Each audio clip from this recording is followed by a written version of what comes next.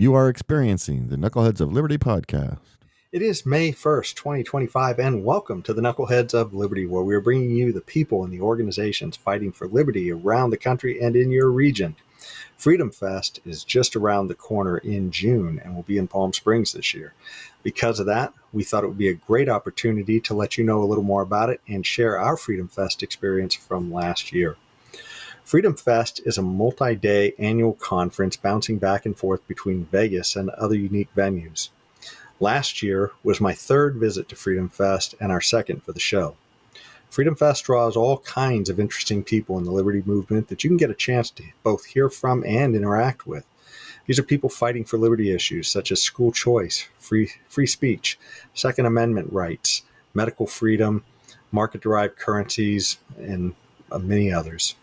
Past speakers have included the likes of Rand Paul, John Stossel, Glenn Greenwald, just a who's who in the liberty movement, even Donald Trump. They also have many other things to do at Freedom Fest, such as comedy shows, debates, the Anthem Film Festival, book signings. What we plan to show you is our visit to the exhibition hall, where we had some fascinating conversations. We had to limit this episode to 28 minutes, but we have extra videos that we plan to post online at knuckleheadsofliberty.com. To give you a holistic sense of what Freedom Fest is about, we're going to kick things off with a past promo video from Freedom Fest webpage that we edited down a little bit. Then we'll jump straight into our visit to Freedom Fest. Enjoy.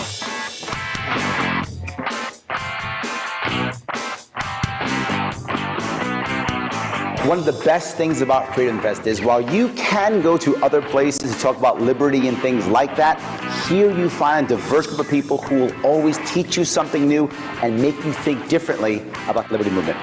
There are all kinds of vendors here, all kinds of electeds. There are speakers, celebrities. We all have one thing in common. We think that there's too much government, and we think that our personal freedoms have eroded over time.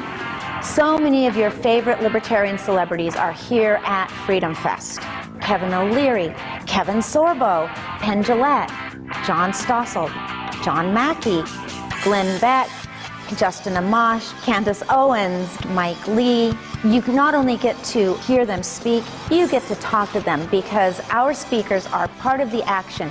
Freedom Fest is an amazing opportunity for freedom lovers from all over the world to meet and interact, strategize, and come up with ways to advance our principles both in the culture and within the political space.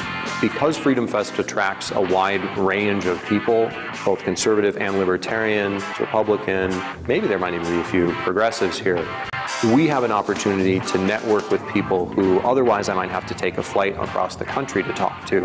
One of the best things about Freedom Fest is coming here and learning that you are not alone in your fight for freedom in this country. There are so many like-minded people who share your beliefs, who share your values, who are ready to stand shoulder to shoulder with you as we advocate for a freer society. Freedom Fest is one of the most important places to go every single year if you're in any way, shape, or form connected to the liberty movement. Because if you're not here, people think something's wrong. You're supposed to be here. It is July 2024, and this is the Knuckleheads of Liberty coming to you from the Freedom Fest at the Caesars Forum in Las Vegas, Nevada. Freedom Fest is a convention that brings together all kinds of people fighting for liberty around the country and in your region. And so today we're going to go meet some of them. So let's check it out.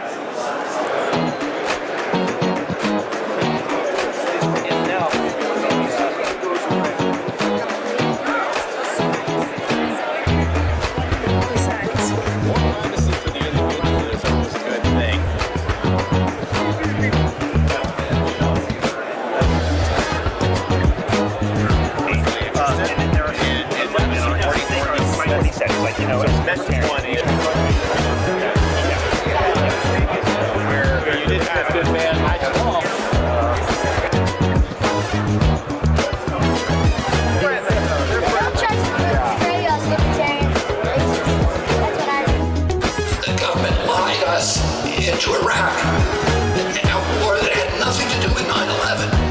85% of Americans believe the government at Freedom Fest 2024, and we're here with Robbie Suave of Reason Magazine. So, Robbie, do you want to tell us a little bit about Reason Magazine and what you guys, what your role is in the liberty movement? Sure. It's a libertarian magazine, the magazine of free minds and free markets, and we cover a range of issues from a libertarian perspective, obviously national politics, but I'm really happy with the work we've done on so many subjects like education reform, criminal justice, national security. Free speech is mostly what I focus on, particularly on college campuses previously and also online, keeping social media a place for free and open discourse and dialogue.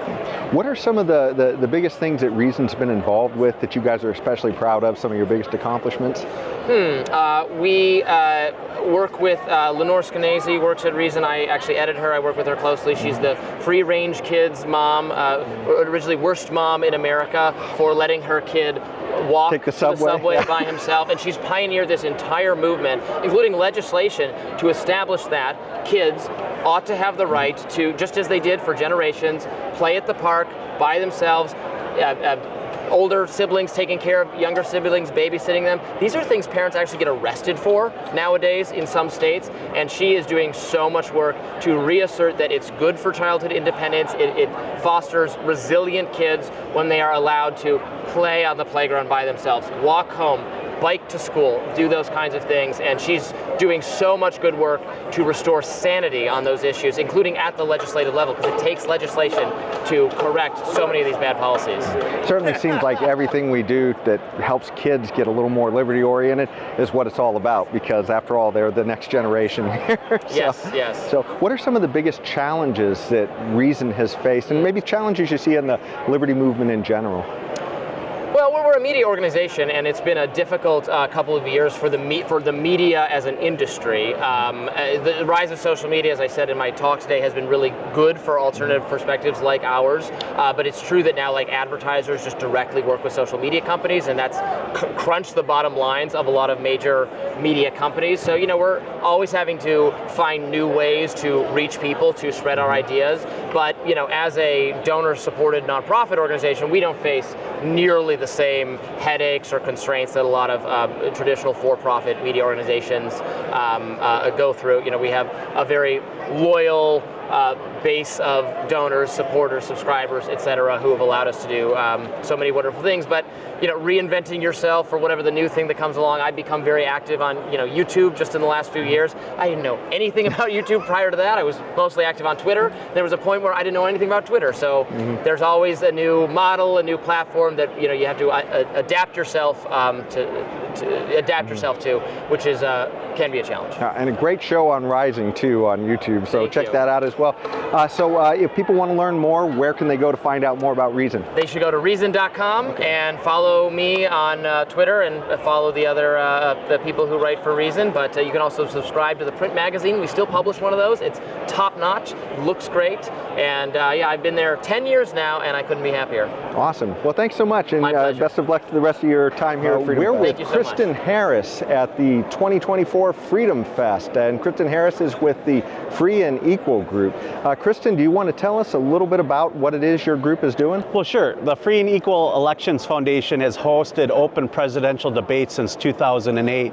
We actually hosted the very first televised open debates in 2012 with Larry King, which was Jill Stein, Virgil Goode, Rocky Anderson, and Gary Johnson. And 20 million people for the first time in American history saw candidates outside of the two-party system. And what we're doing here at Freedom Fest is we are hosting another epic and historic presidential debate. It'll be Jill Stein from the Green Party. We're going to have Randall Terry of the Constitution Party and Chase Oliver of the Libertarian Party, and it's going to be a very interesting debate. I look forward to being a part of this. And so basically what we try to do is bring candidates of all parties to fruition and help them get more exposure, because we believe that more voices equals more choices. Well, what are some of the biggest challenges you faced in doing this? Because certainly the two-party system can't like what you're doing.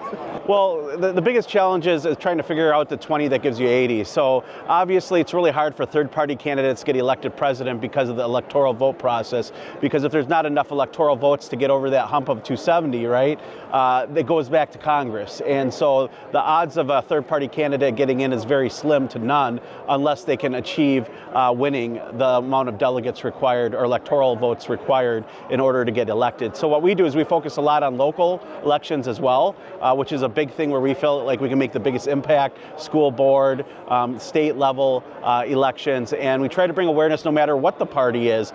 We have a home for you. We're always trying to bring awareness of more voices and different viewpoints to help accelerate democracy in America. And if somebody was interested in running an election, how would they contact you guys if they wanted to get you guys involved? You can find out more about the Free and Equal Elections Foundation on freeandequal.org. We have a plethora of great videos and endorsements. If you're looking for a way to support us or donate, you can also find that information at freeandequal.org. If you want to dismantle the two-party system and be able to have a more inclusive election process, there's no better way than to support this organization. This organization has been around for a long time. It's been tried and true. It's weathered the storm, and we've really have begun to make headway and gotten a lot of attention from a lot of different individuals. And you're going to see more of this style of election and debate process, and hopefully we can get a lot more attention.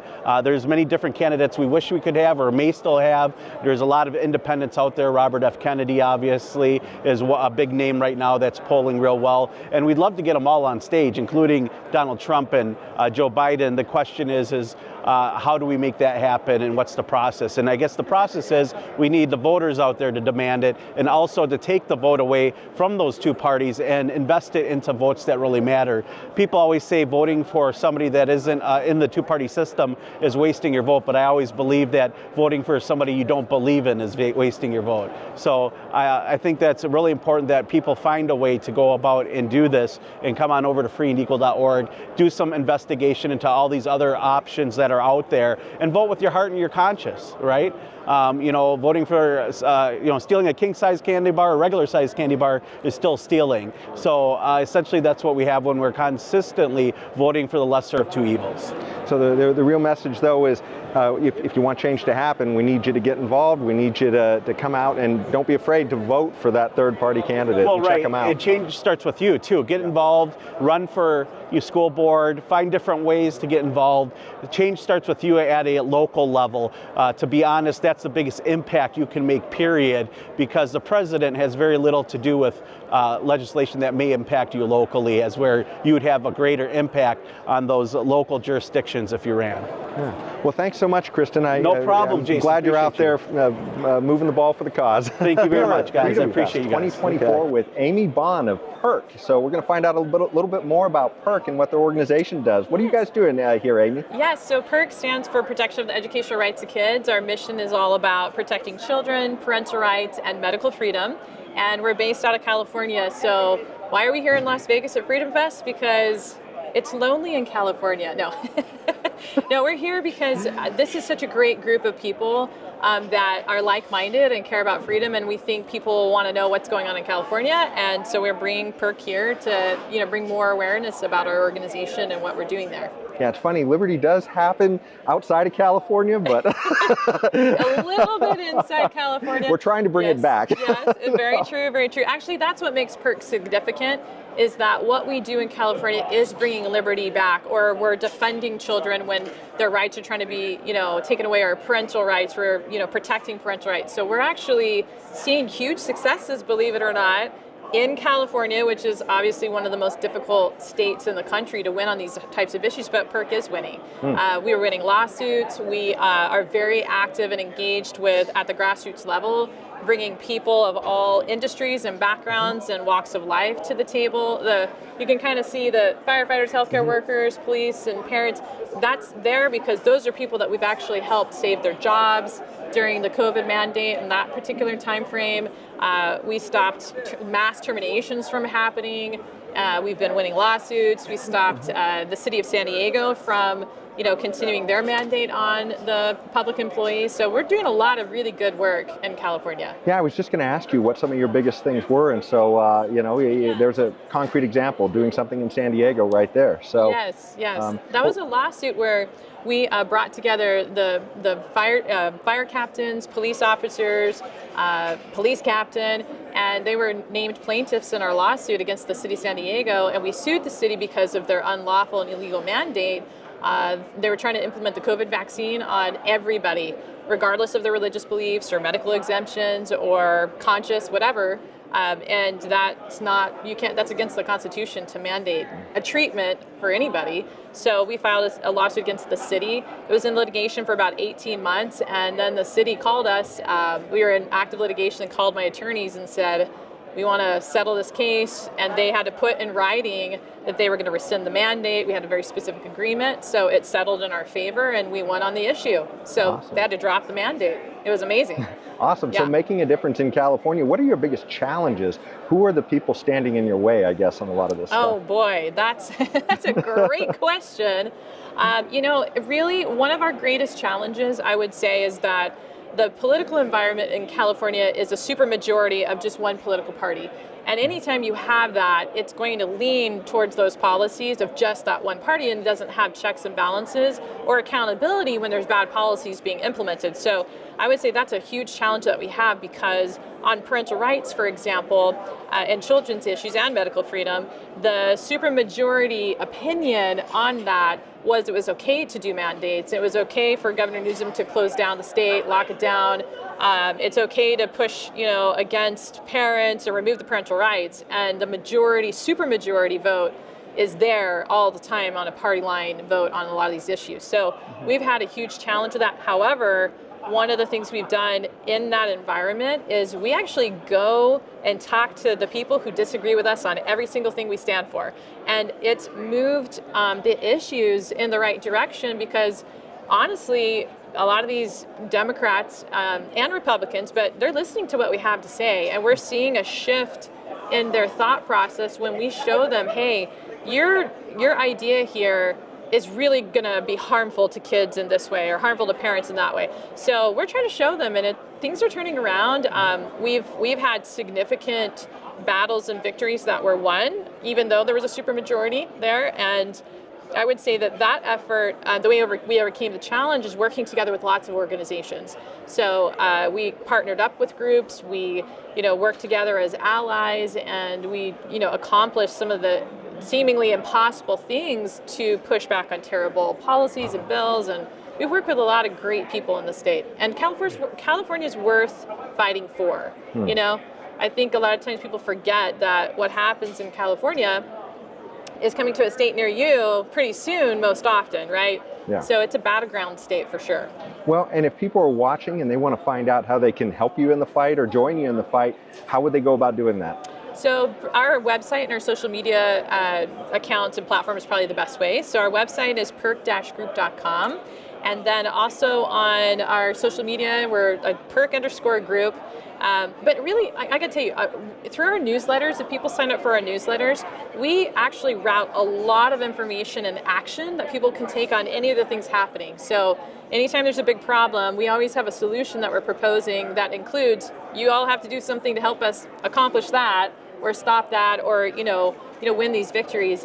So we've pushed out, I would say, over 3 million actions just over the past couple of years, just by alerting people this thing's happening, that thing's happening, and they're answering that call to action through our newsletters and our work. So it's awesome. Well, thank you so much for all the good work you're doing, and we hope that see you around more at Freedom Fest. Yeah, thank you so much. Thank you for the conversation. 2024, and we're here with Thomas Sheedy of Atheists for Liberty. Thomas, you want to tell us a little bit about what your organization does? Yeah, thanks for having me on. So I'm the president and founder of Atheists for Liberty. We're a 501c3 non-for-profit organization that stands for free speech, free thinking, and freedom for all. We want to normalize atheism in the country, preserve free thinking, safeguard secularism, and advance individual liberty. And so through community events, activism programs, and much more, both online and offline, and a presence throughout all 50 states, we're doing what we can to really fight for a good secular agenda, but simultaneously safeguard our liberties as Americans one day at a time. That sounds like an awesome mission. So what are some of the challenges you guys are facing currently in this? Who are the people standing in your way? We have quite a few opponents, but they're the same opponents as the Liberty Movement often faces more, but we're usually more on the front lines in comparison to some of our colleagues. So there's a Christian right in this country that is definitely prevalent still, wanting to enforce their own view of religion and call it the nation's founding and enacted as public policy. There's a very ferocious version of this new religious right that's gaining prominence amongst my generation, even Gen Z, despite the fact that atheism, people say they're agnostics, secularists, and freethinkers, they're growing by a factor of 10 every single day. And so we're reflective of that growth, but we're fighting them.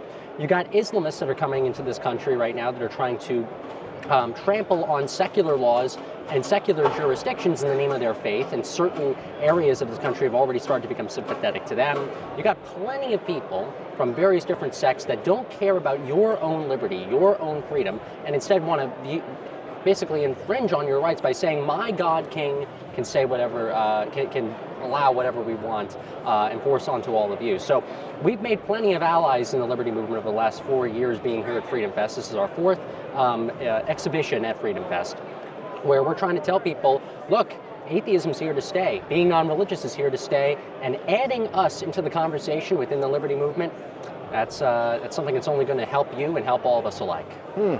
Well, you know, it's funny too, because I hear you talking about certainly the authoritarian religious push out there, but what about the secular community? Do you guys have an effort to pull them as well toward the liberty movement as well? Yeah, so that's what Atheists for Liberty is for as well. I get into the spiel when I go on certain podcasts, but I try to not even talk about it as much. There used to be a lot of other atheist think tanks and atheist organizations, but the problem is they stopped actually catering to the liberty movement and other people because they instead placed their own partisanship, their own woke religious efforts ahead of actually normalizing atheism and secularism for all Americans alike. And so we at Atheists for Liberty, we actually were created because a lot of us came from all these other atheist think tanks from that old atheist community to create a strong, vibrant, and new organization. Awesome. Well, you know, what are some of the things people can do if they want to reach out to you guys or get involved? How can they do that? Yeah, so atheistsforliberty.org is the place to go. So atheistsforliberty.org. And you can volunteer, fill out a volunteer form. We have internship opportunities. We have so many opportunities available in person, on the ground, and online. Volunteer committees. We need a lot more people. We need people to donate their money too. So we have a membership program and an easy way for people to donate. We're a 501c3 nonprofit, so all contributions are tax deductible. And we're doing a lot of interesting new things. We're even involved in a legal fight in the state of California where we're helping a gentleman who's fighting back for his own dignity against a bunch of woke, rogue bureaucrats who've been violating the Establishment Clause. So that's for another interview. I wanted to save that for another session, but it's part of one of the many things that we're doing in this organization, and we need people's help in the liberty movement. That's why we exhibit. We're building up an army, we just need more soldiers. Yeah, well certainly, and you're right, out in California, there's so many opportunities for you guys to come out and fight for liberty out there. Yeah, definitely. So, well thanks so much for all the work you guys are doing, and good luck for the rest of your time here at Freedom Fest. It's Freedom Fest 2024, and we're here with Tom Walls of Liberland. So, that's right. Maybe Tom Walls, you can tell us a little bit about what Liberland is all about? Sure thing. It's a new country. It started in 2015. A friend of mine from the Czech Republic and a few other people decided, let's find a place that's not claimed by any other country, because we want to start our own country based on the principles of freedom, individual liberty, limited government, free markets, and peace. And they found a place. It was between Serbia and Croatia, right on the Danube River. Now, the reason it was unclaimed is Croatia and Serbia had a border dispute after the war they had in the 1990s. And they couldn't agree on the common border between the two countries. And Croatia wanted the old border, which encompasses about 10 times the amount of land of Liberland on the Serbian side. Serbia wanted the river, the Danube River, to be the border, because the flow of the river had changed over the years gradually and excluded Liberland from Serbia. It used to be part of Serbia. And Croatia said, well, we want the old land. And Serbia said, well, we want the river to be the border. And neither one of them wanted this piece of land. It's almost 3 square miles of land right on the Danube. Beautiful, beautiful area. It sounds like a really rare opportunity to seed some liberty out there in the world. So I guess what are our, I guess how far have you guys gotten with the project? Where are you with it? Well, when we started, we actually garnered a lot of attention in the media. There was a few stories about, people starting their own country in the Balkans. How can this work? What kind of laws do you have? What are your ideas for governance? And so since that time, since 2015, we've been able to put together a constitution. We actually elected our own Congress recently. We've been running under a provisional government for most of the time, which consists of basically the cabinet, president, vice president, minister of finance, minister of justice, minister of foreign affairs, secretary of state. So with this minimal government, we've been able to build over 90 representative offices all across the world. So we've got people in basically every country who've applied to be citizens in Liberland. Wow, so you guys are quite a ways away, with the project. So what are some of the biggest challenges facing you going forward? Right, well, definitely getting recognition on the international stage is a challenge. Now, we've engaged in dialogue in diplomatic relations with a number of countries in the Western Hemisphere, and Europe, and Africa, and Asia. Certainly it's an uphill climb, but we're really proud of some of the things we've done. Our passport is actually accepted by a number of countries. It's not universally accepted, so we don't recommend using it as a general travel document. Our passport is mainly a tool for our diplomats to show to other diplomats saying, yes, I represent Liberland, let's talk, let's maybe sign a memorandum of understanding where we can come to a common agreement and pursue some mutual goals. It sounds like you guys are doing some real innovation there on Liberty. Where can people go to find out more about Liberland? Well, our website is liberland.org. Okay. And of course, we're well represented on social media. We're on Facebook, Liberland Official. We're on Instagram. We're on LinkedIn even. We're certainly very accessible to anyone who wants to find out more about Liberland. And you can write me at foreign@liberland.org if you have questions about our diplomacy. You can contact our president at president@liberland.org if you want to schedule an interview with him, for example. And we're very accessible to the people. Awesome. Well, thanks so much, and best of luck to you the rest of the time here at Freedom Fest. It was great talking to you, and I look forward to talking to you more in a future installment. Awesome. Thank you so much. All right, great. We hope you've enjoyed our visit to Freedom Fest, and it will inspire you to find ways you can advance liberty in your community. There's a good chance Leon and I will be back this year in Palm Springs. So if you see us there, give us a holler, and maybe we'll even interview you right there on the spot about your experience at Freedom Fest. But until next time, stay tuned and stay free. Life, liberty, and the pursuit of happiness, always and forever. Thank you for listening to the Knuckleheads of